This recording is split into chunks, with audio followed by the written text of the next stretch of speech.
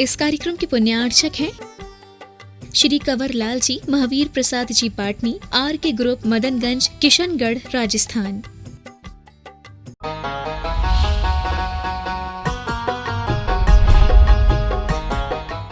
आप सभी के लिए रत्न करंडक श्रावकाचार ग्रंथ के माध्यम से सम्यक दर्शन को समझने की कोशिश की जाएगी। सम्यक दर्शन के अनेक अंगों के बारे में वर्णन किया जा चुका है और उन्हीं अंगों का वर्णन करने के बाद उसमें जो प्रसिद्ध 8 पुरुष हुए हैं उनका भी वर्णन हुआ है। ये सब आप लोग सुन चुके हैं। इसी के आगे क्रम में मूढ़ताओं का वर्णन प्रारंभ होता है। ऐसी विचारधाराएं जिनमें धर्म तो वास्तव में नहीं होता, लेकिन लोक रूढ़ियों में चलने के कारण से उन्हें धर्म मान लिया जाता है, उन्हें मूढ़ता कहा जाता है। तो आचार्य कहते हैं कि अगर आपको विवेकी बनना है, सम्यक दृष्टि बनना है, तो आप हर तरह से अपने ज्ञान से, अपने विवेक से हर चीज़ को देखें, जानें, परखें, तभी उसको स्वीकार करें। लोक में तो बहुत सारी चीज़ें परंपराओं से गतानुगतिक रूप से चली आती हैं और उससे हर प्रक्रिया से धर्म होता हो, ऐसा कोई ज़रूरी नहीं होता। धर्म की भावना तो धर्म से जुड़कर के ही होगी, और अगर उस धर्म में किसी भी तरह का कोई भी ऐसा आडंबर दिखाई देता है जिसका धर्म से कोई लेना देना नहीं या धर्म तक जो पहुंचाने में सहायक नहीं, तो वह चीज़ भी हमारे लिए धर्म नहीं होती और वह भी एक मूढ़ता का रूप ले लेती है। मूढ़ता का मतलब एक तरह से हम उन लौकिक चीज़ों में मोहित हो गए, और मोहित होने के बाद में जैसे कि हम एकदम से उन चीज़ों को स्वीकार करने लग गए, इस तरह की जो हमारे अंदर एक टेंडेंसी बनती चली जाती है, उसी को मूढ़ता कहते हैं। कई बार ऐसा होता है कि हम बहुत गहराई से किसी चीज़ के बारे में नहीं जानते, लेकिन एक दूसरे की बातें सुनकर के, देखा सीखी और जो परंपरा से चला आ रहा है उस तरह से करते हुए हम बहुत सारे कामों को करते जाते हैं। विवेकी व्यक्ति ये विचार करता है कि इस क्रिया में क्या धर्म है, इस क्रिया का क्या औचित्य है, इसमें धर्म अगर आ रहा है तो कहाँ से आ रहा है, किसके निमित्त से आ रहा है, इस क्रिया को करके हम धर्म तक पहुँच रहे हैं या ये क्रिया केवल हमारे शरीर तक ही सीमित है, धर्म से इसका कोई लेना देना नहीं, आत्मा के भावों से इसका कोई लेना देना है कि नहीं। ये जो विचार किया जाता है, इस विचार का नाम ही विवेक बुद्धि कहलाती है। समझ आ रहा? बुद्धि तो सबके पास होती है, लेकिन विवेक बुद्धि अलग चीज़ होती है। हाँ, इंटेलिजेंसी होना अलग बात है, नॉलेज होना अलग बात है, लेकिन एक डिस्क्रिमिनेटिव नॉलेज होना अलग बात है। डिस्क्रिमिनेटिव नॉलेज का मतलब होता है कि आप हर चीज़ की परख करके उसको ग्रहण कर रहे हैं। अगर आप संसार में कोई भी पदार्थ लेते हैं तो उसकी भी आप परख करते हैं। एक दूधिया घर पर दूध देने भी आता है तो भी आपको पता होता है कि इसमें कितना दूध में कितना पानी मिला हुआ है, नहीं पता होता। फिर भी आपकी मजबूरी आपको लेना पड़ता है, क्योंकि आपको पता है कि पानी मिले बिना तो दूध होता नहीं, लेकिन कम से कम दूध तो है, कुछ अंश तो दूध का है, इसलिए हमें दूध की ज़रूरत है, हम दूध ले लेते हैं। समझ आ रहा है? वो अगर आपको सही से बता भी दे कि इसमें इतना पानी मिला हुआ है, तो भी आपकी मजबूरी है, लेना है, कम से कम कुछ तो दूध तो है, नहीं होता। अगर आपको प्योर ही दूध चाहिए तो फिर आप जहाँ पर गायें भैंसें पली रहती हैं, बंधी रहती हैं, उनसे आप कांटेक्ट करो, डायरेक्ट जा कर के जब गाय का दूध निकले तो उसको लेकर के आओ तो आपको प्योर दूध मिलेगा। अगर किसी सोर्स के थ्रू आपके पास में कोई चीज़ पहुंच रही है, मार्केट से कोई चीज़ आ रही है, तो उसमें मिक्सिंग होना तो एक सहज बात है। ये विचार अगर आपके अंदर रहेगा तो आप ज्ञान में ये ला पाएंगे कि कहाँ कहाँ पर कितना क्या क्या मिला हुआ होता है और उस मिलावट में कितना प्योरिटी है और कितना इम्प्योर माल उसके अंदर है। समझ आ रहा है? ये अगर ज्ञान होगा तो विवेक है।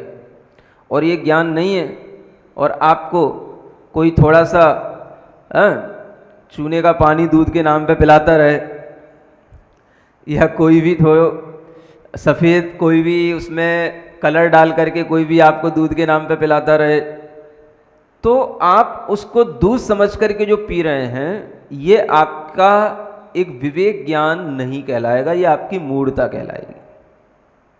समझ आ रहा? पहले समझ लें कि मूढ़ता का मतलब क्या है, तब हम आगे का श्लोक पढ़ने वाले हैं।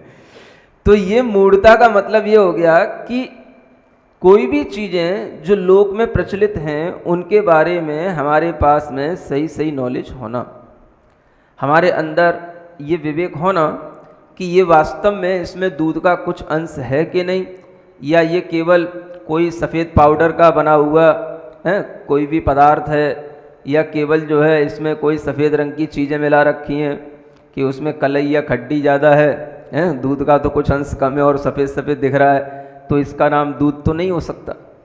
तो ये चीज़ें हमें ज्ञान में रहेंगी तो हम अपने स्वास्थ्य को जिस तरह से इन चीज़ों का सेवन करने से अपने स्वास्थ्य को बचा पाएंगे, ऐसे ही अपने आत्मिक स्वास्थ्य को बचाए रखने के लिए लोक आदि मूढ़ताओं से बचना जरूरी होता है। समझ आ रहा है? स्वस्थ चीज़ों के सेवन से ही आपके अंदर स्वस्थता आएगी। स्वस्थ का मतलब जो सही हैं, प्योर हैं। तो उसी तरीके से जो विचार हम धर्म के रूप में स्वीकार कर रहे हैं, वो विचार भी अगर प्योर होंगे, सही आपको नॉलेज दे रहे होंगे, तो ही आपकी आत्मा में कोई उससे लाभ होगा। अन्यथा आप उनका सेवन तो करेंगे लेकिन उससे लाभ आपको कुछ नहीं होगा। तो आचार्य शमंतभद्र महाराज एक बहुत ही तार्किक आचार्य हुए हैं। उन्होंने 3 मूढ़ताओं के बारे में हमें बताया है कि 3 प्रकार की मूढ़ता होती हैं, जो हमने पहले श्लोक में पढ़ा होगा। त्रिमूढ़ा पोढ़मष्टांगम सम्यक दर्शन मस्मयम। 3 मूढ़ताओं से रहित सम्यक दर्शन होता है। तो सबसे पहले यहाँ पर लोक मूढ़ता के बारे में बताया जा रहा है ना? क्या लिखते हैं? श्लोक नंबर 22 है। ठीक है ना? आपगा सागर स्नान मुच्चयः सिकताश्मनां गिरिपातोऽग्निपातश्च लोकमूढ़ं निगद्यते। पढ़ें एक बार। आपगा सागर स्नान मुच्चयः।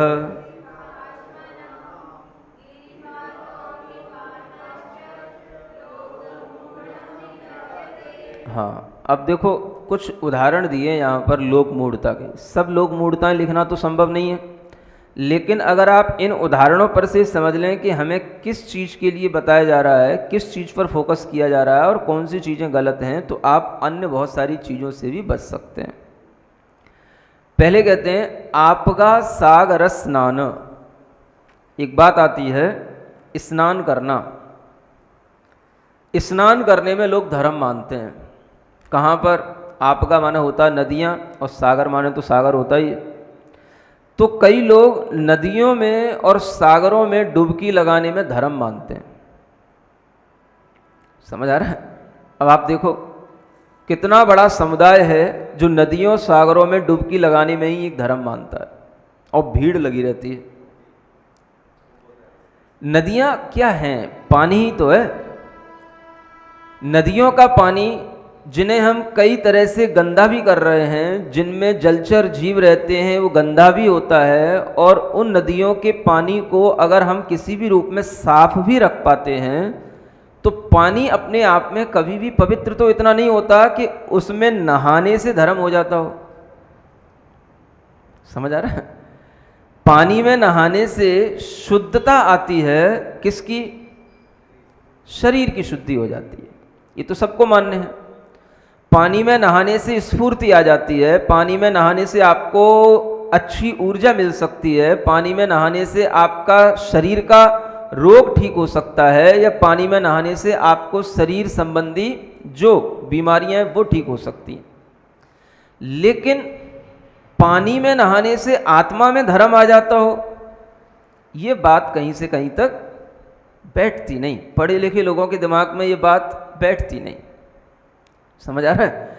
लेकिन फिर भी पढ़े लिखे लोग कहीं ना कहीं किसी की बातों में आकर के, या कोई बहुत बड़ा समुदाय कहीं जा रहा है, या कोई बहुत बड़ा जमावड़ा कहीं हो रहा है, या कोई बहुत बड़ा एडवर्टाइज कहीं हो रहा है, या कोई बड़े बड़े सीएम पीएम किसी चीज़ की व्यवस्था में लगे हैं, तो इस तरह की चीज़ों को देख करके लोग उनके इन्फ्लुएंस में आकर के वैसा करने लग जाते हैं। समझ आ रहा? ये कोई मैटर नहीं है कि सीएम क्या कर रहा है और पीएम क्या कर रहा है उनको तो राजनीति करनी है, उनको तो अपना वोटिंग देखने का काम करना है, उनका कोई धर्म नहीं है, उनका धर्म से कोई लेना देना नहीं। धर्म तो अलग ही चीज़ होती है।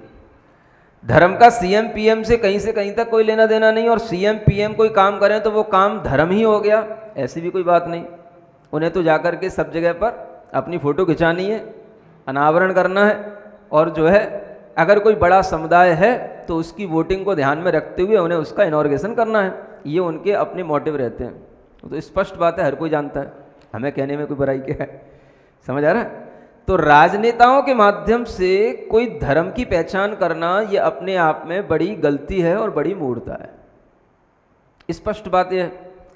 अब जब आपके अंदर थोड़ा सा धर्म का भाव आए तो आप विचार करें कि नदियों में स्नान करने से क्या आत्मा शुद्ध हो सकती है? मन भी शुद्ध नहीं होएगा? क्या नदियों में स्नान करने से किसी के मन की मलिनताएं दूर हो गई? कोई आदमी बहुत गुस्सा करता हो, बहुत आदमी के अंदर दूसरों से ईर्ष्या हो, बहुत कसाएं हो, बहुत दूसरों के लिए हिंसा का भाव रखता हो, नदियों में डूब के पानी में रहने और बहुत देर तक डूबा भी रहे, तो क्या उससे उसकी मन की मलिनता दूर हो जाएगी? जब वो चीज़ मन तक को प्रभावित नहीं कर रही तो आत्मा के अंदर जो पाप कर्म हैं, आत्मा के अंदर कुसंस्कार हैं, उन तक वह चीज़ कैसे पहुंच सकती है? आप विचार करें कि अगर नदियों में पानी में ही डुबकी लगाने से हमारी आत्मा पवित्र होती, तब तो फिर जो उसमें रहने वाली मछलियां हैं, मगरमच्छ हैं, मेंढक हैं, समझ आ रहा है, ये पहले पवित्र हो जाते। नहीं समझ आ रहा? कौन सी नदी में कौन से जीव नहीं होते कि गंगा में, कि नर्मदा में, कि सरयू में, कहाँ पे क्या नहीं होता? सब जगह पानी के रहने वाले जीव तो होंगे ही। अंदर मेंढक होंगे, मछलियां होंगी, मगरमच्छ होंगे, अनेक तरह के जो जलचर जीव होंगे, ये भी तो उसमें डुबकी लगा रहे हैं। क्या कहें आप इनको? ये आपसे ज़्यादा पवित्र होंगे पहले, फिर आपको इनकी पूजा करनी चाहिए, क्योंकि आप तो थोड़ी देर डुबकी लगाने जाते हो, ये तो बहुत देर उसमें डूबे रहते हैं, इनका तो जीवन ही उसी में है, तो इनकी आत्मा ज़्यादा पवित्र होगी। फिर कभी भी लोगों ने इस तरह की विचारधारा को धर्म नहीं माना। ये मैं जैन की तरफ से नहीं कह रहा हूं, अजैन संप्रदाय में भी, हिंदू संप्रदाय में भी ऐसे बहुत से साधु हुए हैं जिन्होंने इस तरह की बातों में कभी धर्म नहीं माना। और बहुत तो क्या कहें, अगर आप कभी हिंदुओं के यहाँ पर भी जो भगवत गीता है उसको भी आप पढ़ेंगे तो उसमें भी ये लिखा हुआ है, आत्मा नदी संयम तोय पूर्णा। अर्जुन को समझाते हैं श्री कृष्ण कि आत्मा की नदी संयम के पानी से भरी हुई है, और उसमें सत्य शौच की तरंगें, माने ये जो शौच धर्म है, सत्य धर्म है, इसकी तरंगें उसमें निकल रही हैं।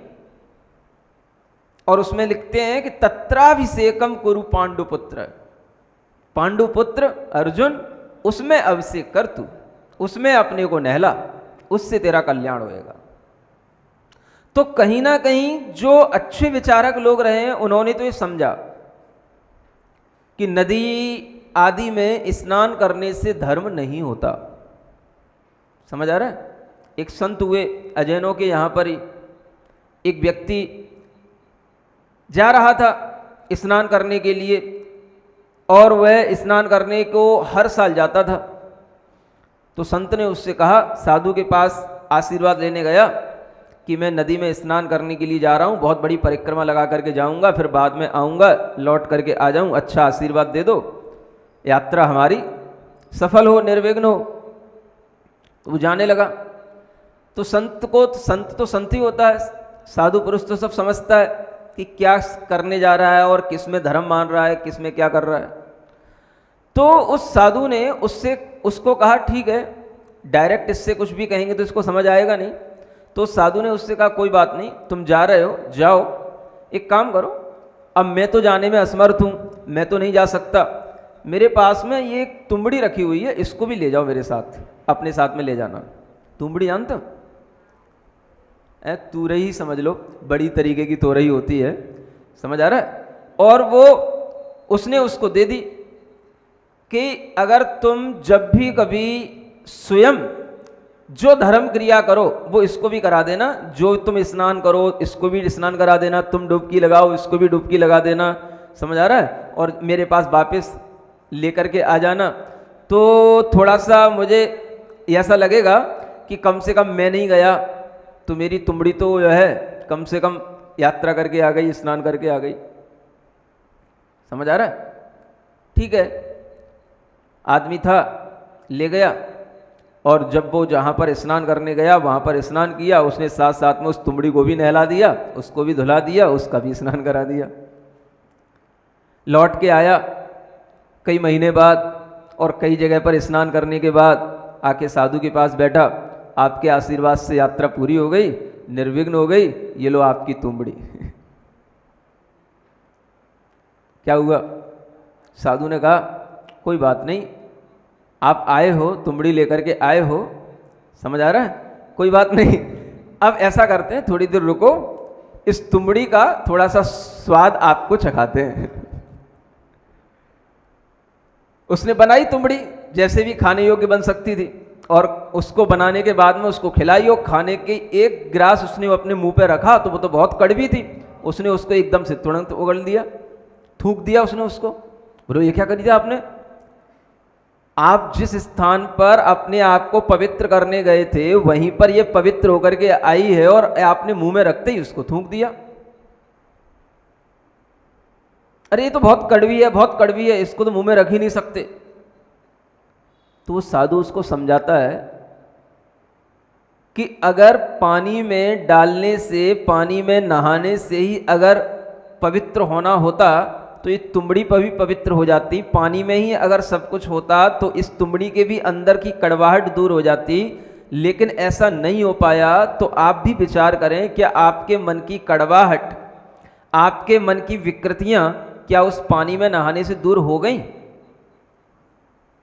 नहीं हुई। तो फिर धर्म क्या किया था? ये तो आपकी एक परंपरा बन गई है। इस तरह की परंपराओं में धर्म मानना, यह इसी का नाम है लोक मूढ़ता। और अगर ऐसा ध्यान में आने लग जाए तो आप समझने लग जाएंगे कि शरीर की शुद्धि आवश्यक तो है, लेकिन वह शुद्धि ही धर्म मानना, यह धर्म नहीं है। शरीर की शुद्धि व्यावहारिक शुद्धि कहलाती है और आत्मा की शुद्धि पारमार्थिक शुद्धि कहलाती है।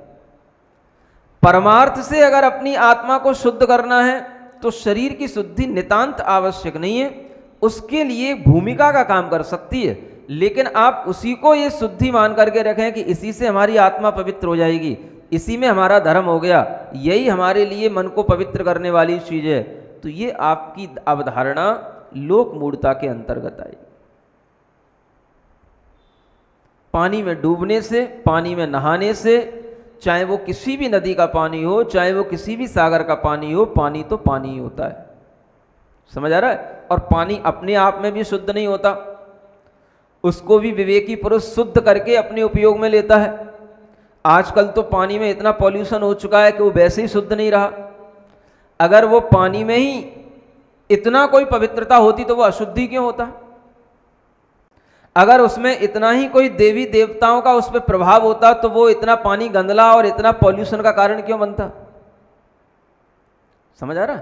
लेकिन हमें कुछ भी नहीं सोचना होता, हमें तो जो करना है सो करना है। समझ आ रहा है? इसी का नाम कहलाता है लोक मूढ़ता। ऐसी मूढ़ताएं लोक में, उदाहरण के रूप में तो यहाँ 3-4 चीजें बताई जाएंगी, बाकी आपके दिमाग में तो बहुत सारी हो सकती हैं, और आपके अपने अपने समुदाय की, अपने अपने कॉलोनियों की, अपने अपने क्षेत्रों की अलग अलग मूढ़ताएं भी होती हैं। यूपी के लोग हैं तो यूपी जैसी होंगी, एमपी के होंगे तो एमपी जैसी होंगी, महाराष्ट्र के होंगे तो महाराष्ट्र की मूढ़ताएं अलग होंगी। समझ आ रहा है? कर्नाटका के होंगे तो वहाँ के लोगों की अपने अपने क्षेत्रीय मूढ़ताएं अलग तरीके की सबके यहाँ प्रचलित रहती हैं। इनसे बचना, क्योंकि आप जिस क्षेत्र में हो आपको उन समुदाय के लोगों के साथ रहना है, रहना तो है, लेकिन उनके साथ किसी भी तरह का क्रियाकलाप करते हुए उसमें धर्म मानना और उस धर्म की दृष्टि से उस क्रियाकलाप को करना, ये आपके विवेक के लिए उचित नहीं है।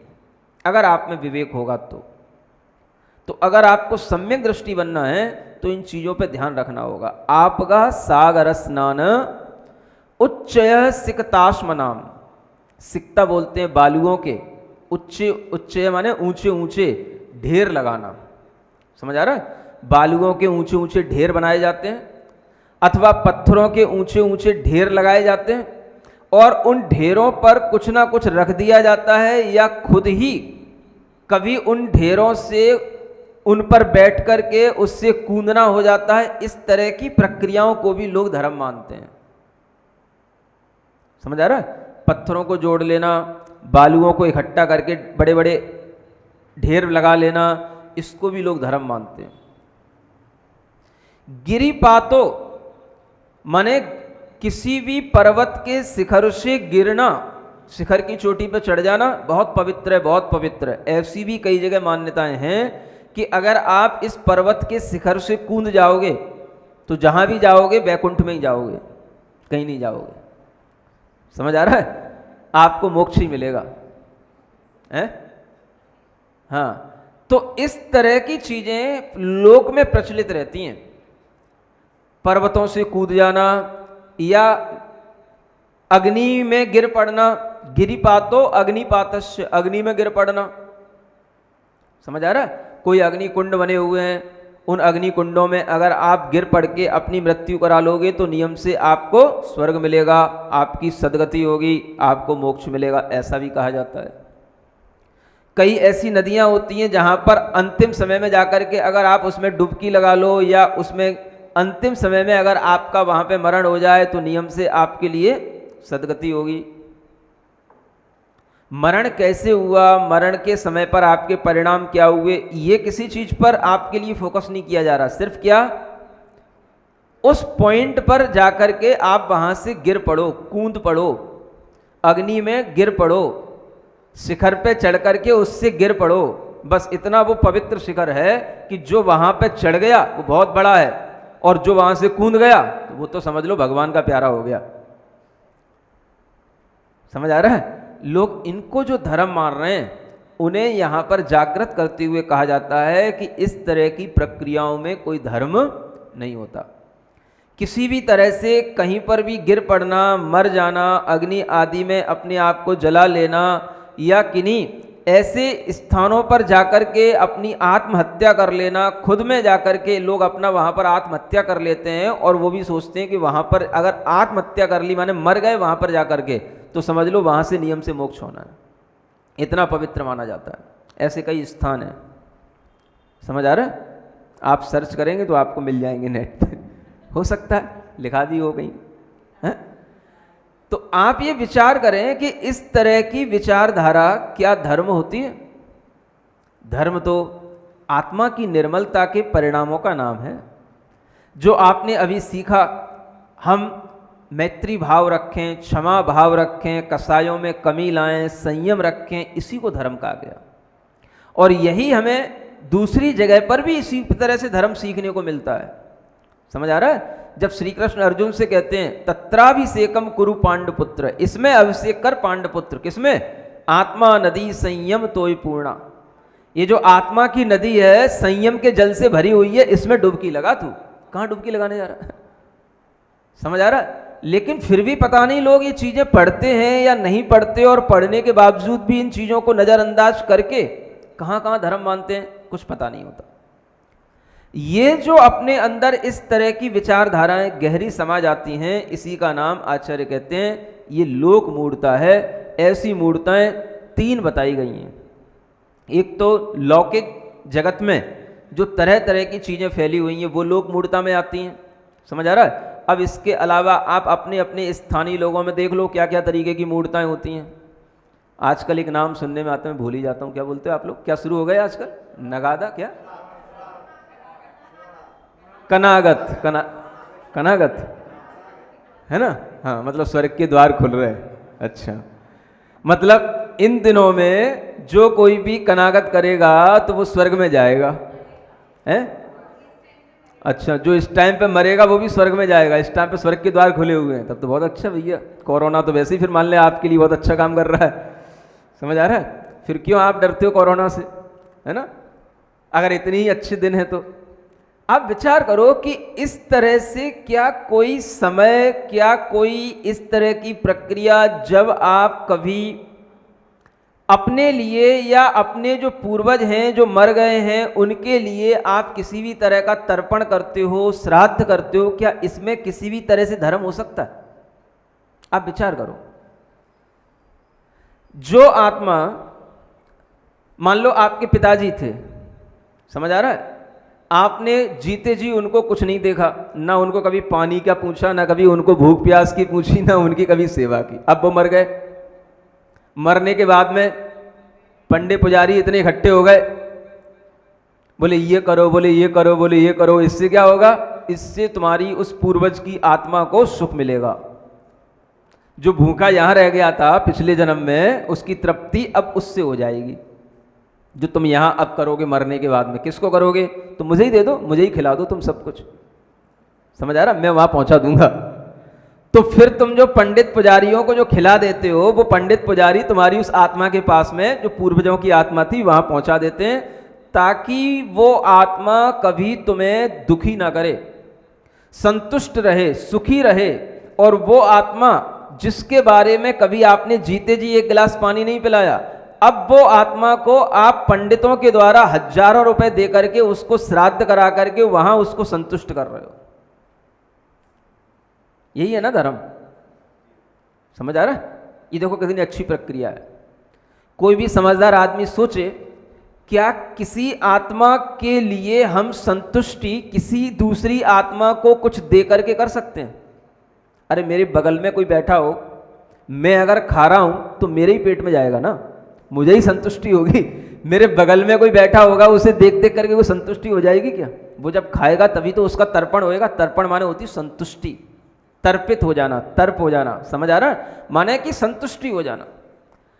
जो आत्मा जिस तरह के अपने भाव करेगा, जो आत्मा जिस तरह के अपने परिणाम करेगा, उसी तरह के परिणामों से उसको फल मिलता है। अगर यहां बैठे बैठे हम किसी भी आत्मा की संतुष्टि कर रहे हैं तो ये तो कभी संभव ही नहीं है, क्योंकि वो आत्मा न तुम्हें पता है कहां गई, न तुम्हें पता है उस आत्मा का मरने के बाद में क्या गति हुई, और आप उस आत्मा के तर्पण करने के लिए तरह तरह के हजारों लाखों रुपए बर्बाद कर रहे हैं और आपको उसमें धर्म भी मार रहे हैं।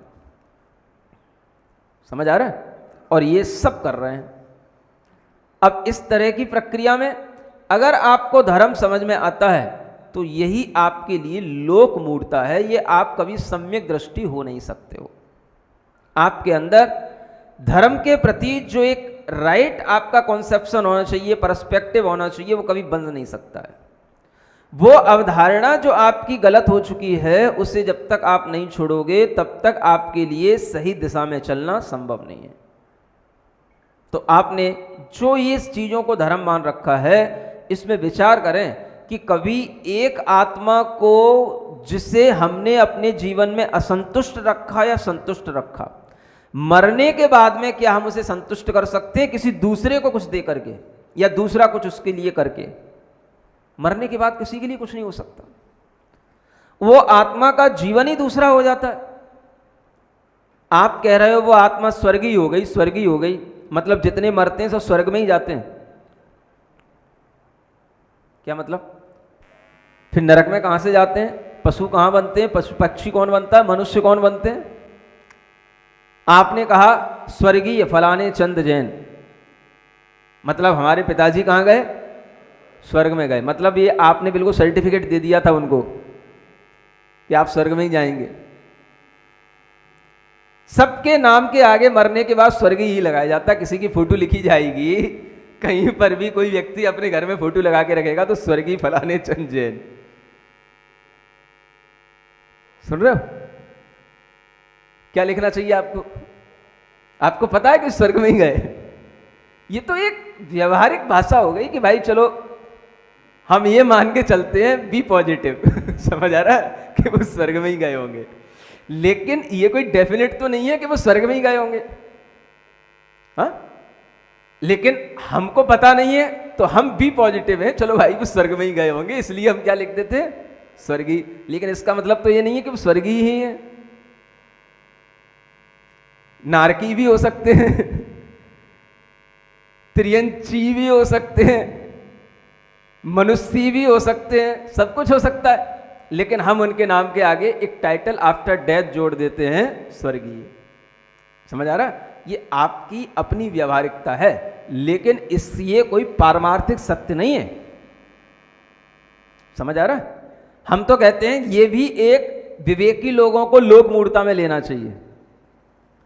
मरने के बाद में कोई भी टाइटल किसी के लिए लगाना, ये भी एक लोक मूर्ता में मानना चाहिए। जब आपके लिए बात डेफिनेट नहीं है कि उस आदमी का मरण या तो कहीं व्रतों के साथ हुआ हो, कुछ संयम के साथ हुआ हो, कुछ तप त्याग ज्ञान के साथ हुआ हो, चलो फिर भी ठीक है। जिस आदमी ने कभी जीवन में न कोई धर्म का भाव किया, न कोई दान दिया, न किसी तरह का कोई भी परोपकार का काम किया, और फिर भी अगर उस आदमी की मृत्यु होती तो हम उसके आगे बिना सोचे समझे स्वर्गीय लगा देते हैं। समझ आ रहा है? तो हम उसके आगे जब इस तरह का शब्द लगा दिए तो फिर अब हमारे लिए भी कहीं ना कहीं ये मूढ़ता का भाव तो आ रहा है, ये समझना चाहिए। समझ आ रहा है? कुछ डेफिनेट तब मानना चाहिए जब उस आदमी ने कहीं कुछ, चलो कोई बात नहीं, कभी ना कभी उसने कुछ अच्छा काम किया हो, कोई समाज सेवा का काम किया हो, कोई घर में भी अच्छे ढंग से रहा हो, कोई उसने परोपकार का काम किया हो, कोई दान किया हो, कभी गुरुओं के सत्संगति में रहा हो, कुछ तो किया हो। अब जिसने कुछ भी ना किया तो उसके लिए भी, समझ आ रहा? आप ये सोचें, बहुत अच्छी बात है ये भी सोचने के लिए कि जब ये स्वर्ग के द्वार इन दोनों में खुल गए हैं और सब स्वर्ग में ही पहुंच रहे हैं, तो फिर अब उस स्वर्ग में तो पहुंचने वाला अपने आप में वैसे ही संतुष्ट रहता है, वैसे ही सुखी रहता है। समझ आ रहा? अब उसके लिए हम क्या तर्पण कर रहे हैं?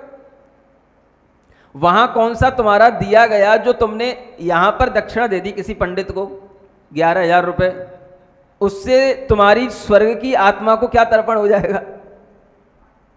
यहां तुमने पंडित को किसी को थाल का थाल लड्डू का खिला दिया या दे दिया, उसने भी खा लिया, अपने घर परिवार वालों को खिला दिया, मतलब कि उसने क्या स्वर्ग के देवताओं से अपना एक कांटेक्ट कर रखा है कि उसने वहां का वो एजेंट बन के आया है कि वहां का उसने जो है बिल्कुल अपने साथ में बिजनेस बना रखा, क्या कर रखा है मतलब है कि जो यहां दिया जाएगा तुम हमें दे दोगे, वो सब तुम्हारा वहां पूर्वजों के पास पहुंच जाएगा। इस तरह की अवधारणाएं आप विचार करें कि ये हमारे लिए विवेक सहित हैं या विवेक रहित हैं, है ना? अगर ये चीज़ें हमारे समझ में आने लगेंगी तभी हम समझ पाएंगे लोक में कितनी तरह की मूर्खताओं के साथ में हम जीते हैं। इन मूर्खताओं को ही हम मूर्खता भी कहा जाता है। इंग्लिश में इसका नाम और कुछ नहीं मिलता, फुल्ली ही मिलता है बस। फुली जानते हो? हाँ, वही फुलिस से फुली बनता है ना? फुलिस तो हो गया मूर्खता, और वो जो व्यक्ति है वो उसकी वही भाव, वही फूली का भाव कहलाता है। समझ आ रहा है? मतलब कि जिसे हम कहते हैं मूर्ख, वह व्यक्ति पढ़ा लिखा एक व्यक्ति जब इस तरीके से कर रहा है तो वह भी एक मूर्खता की चक्कर में पड़ा हुआ है। ये आपको समझना होगा, इसी का नाम लोक मूर्खता है। दूसरी मूर्खता होती है देव मूर्खता। कौन सी?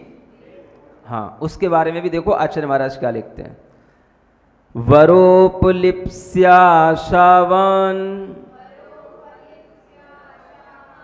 रागद्वेषमलीमसा देवता यद उपासीत देवता मूढ़मुच्यते। हाँ, पढ़े एक बार। वरोपलिप्सया शावान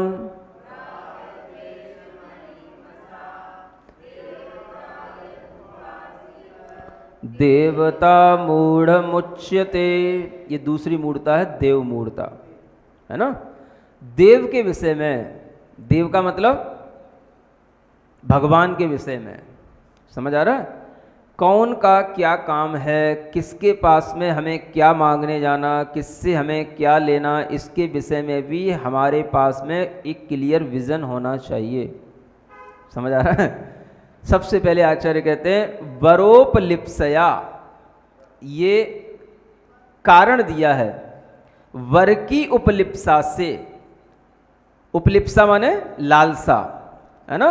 वर की लालसा से मतलब कोई हमें बहुत वरदान मिल जाए, वहाँ से हमारे लिए कोई बहुत वरदान मिलकर के कोई बहुत अच्छा हो जाए, इस तरह की जो लालच है या लालसा है, उस लालसा के कारण से रागद्वेष मलीमसा देवता।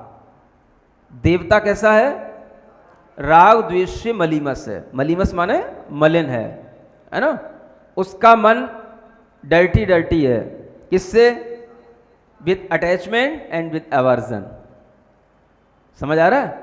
राग और द्वेष के कारण से जिसका मन मैला है, ऐसे किसी गॉड गॉडेस किसी भी के पास में जाकर के आप वर की उपलिप्सा से जाते हैं कि इससे मुझे बहुत अच्छा हो जाएगा, इससे मुझे बहुत बड़ा वरदान मिल जाएगा, इसकी सेवा करेंगे तो मैं खूब फलूंगा फूलूंगा, वरदान दे देगा। अगर देवता एक बार दूधो नहाओ पूतों फलो, तो दूधों से नहाओगे पूतों तक फलोगे।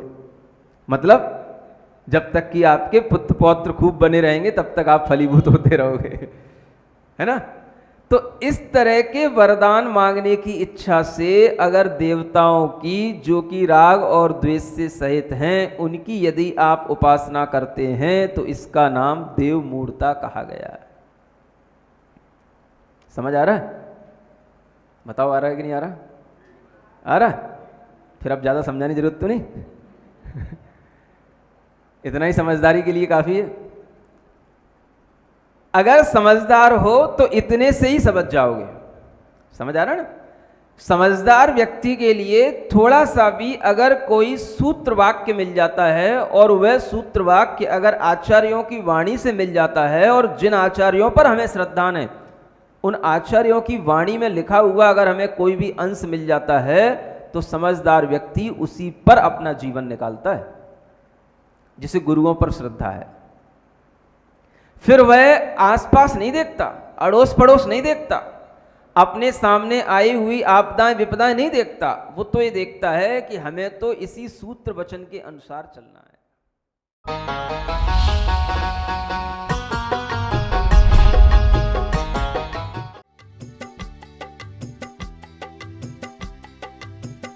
इस कार्यक्रम के पुण्यार्चक थे श्री कंवर लाल जी, महावीर प्रसाद जी पाटनी, आर के ग्रुप, मदनगंज, किशनगढ़, राजस्थान।